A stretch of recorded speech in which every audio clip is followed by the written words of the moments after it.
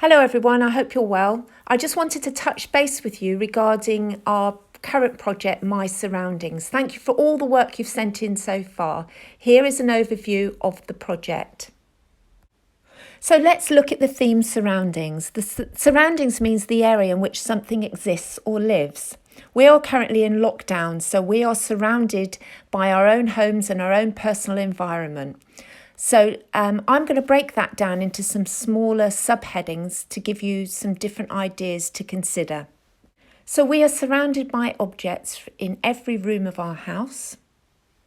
We are also surrounded by family, people. You're surrounded by your own personal belongings, whether it's things to do with your hobbies, things that you collect, things that you like to wear. We're also surrounded by the area in which we live. So you could live in a busy street in town. You might live in the countryside and be surrounded by fields. Our environment, our surroundings can be very inspiring. We also have different living spaces within our homes, from an untidy bedroom to a bustling kitchen to a calming front room. Different places, different environments creating a different atmosphere. And of course, currently we're all experiencing a range of different emotions in our surroundings. So we might be experiencing loneliness, we might be feeling isolated, you might be feeling happy that you've reconnected some quality time with your family. There's all sorts of things going on, and these feelings can be transported into your work.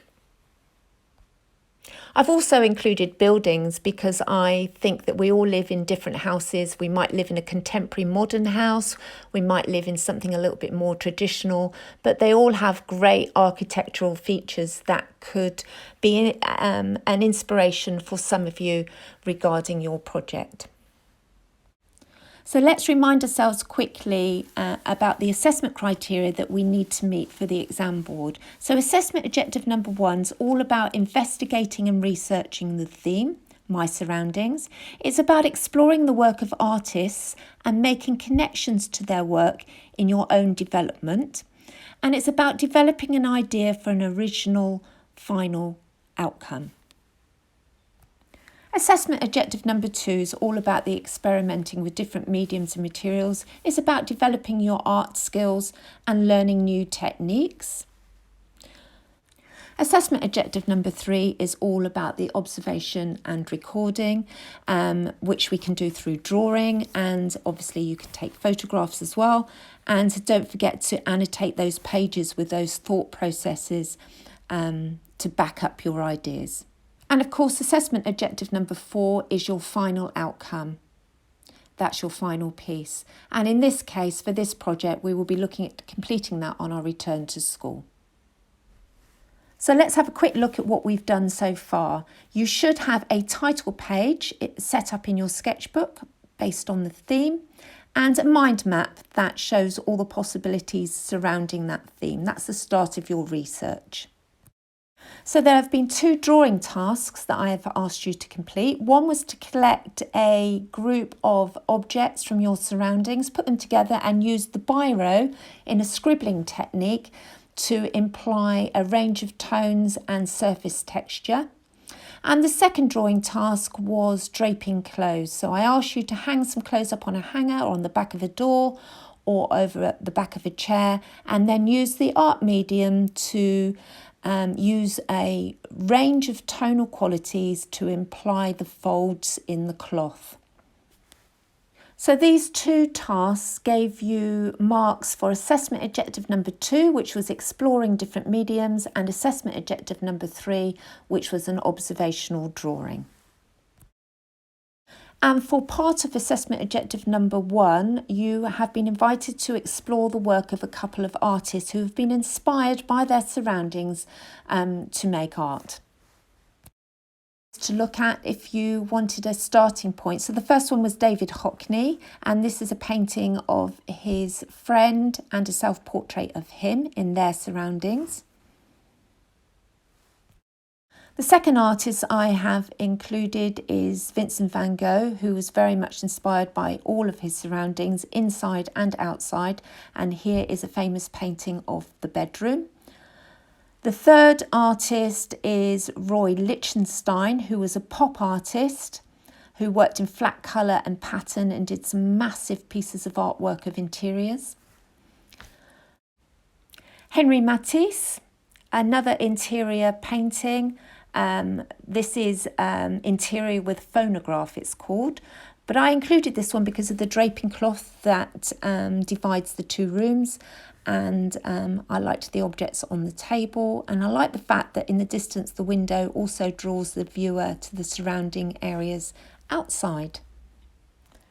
And Carol Raab, who is a current artist, she does direct observations of interior scenes. I particularly liked this one with the objects on the windowsill and the draping cloth. And again, the window that draws you into the surrounding environment. And the last artist is Roald Dufay, and he was a French Impressionist painter.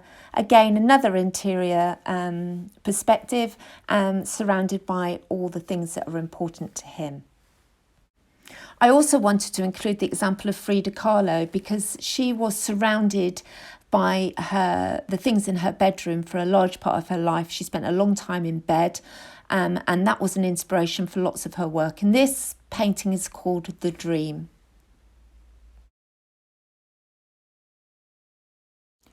So the next part of this project is to take a really good look around you. You're going to build up a couple of pages in your sketchbook which reflect your own personal surroundings. You might want to consider some of the headings that I gave you earlier on in this presentation, or look at some of the questions I've asked in the boxes below. So you might want to stop the film to do that. So these pages should include photographs from your surroundings, some annotation which describes what you're thinking, and possibly some sketching and drawing as well. So here are a couple of examples that I have taken. This photograph was done for the GTS Lockdown Challenge a few weeks ago, and I surrounded myself with important things in my life, and I took an aerial photograph. I've really tried to consider the composition and the way in which I've laid everything out in the photograph. The second image is of an interior viewpoint of one of the rooms in my house, which I thought would make a nice painting. And the third image is me surrounded by the things that I like to do at home. So I've set myself up in front of my easel. The light source is coming in from the window, putting me into a kind of a silhouette. So I really have tried to consider the composition and overall look of the photograph as well. So here are three of examples of me in my surroundings. And a couple more examples here are a number of items collected on a tray and photographed, and a few bits of my jewellery placed on top of my jewellery box, and I have done a close-up photograph of that. And this painting here was done from a photograph of a few objects from around my house. I did this one a few years ago for a different project, but it is items from my surroundings.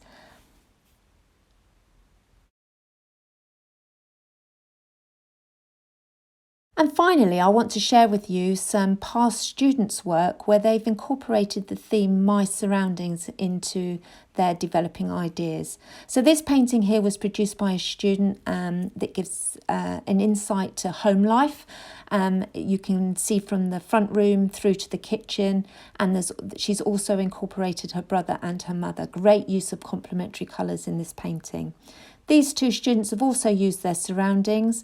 On the left-hand side, the student has gathered lots of objects from their surroundings and put them into a still life composition and painted them in oil paints. And the girl that painted the cityscape actually took this photograph from a hotel window, and that was very much her surroundings from that holiday. And finally, this student has actually used her surroundings and put them into a 3D installation piece of artwork, where she's incorporated photographs and paintings and drawings of all her surroundings and interests in that final piece. So that was a quick overview of the project.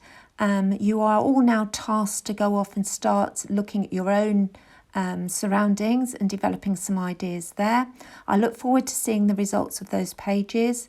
Please get in contact if there's anything I can help you with. And finally, I have a question for you, so I know you've watched my film to the very end. My bed was exhibited at the Tate Gallery in 1999, and it consisted of a bed with bedroom objects. Who was the artist? Answers on Show My Homework, please.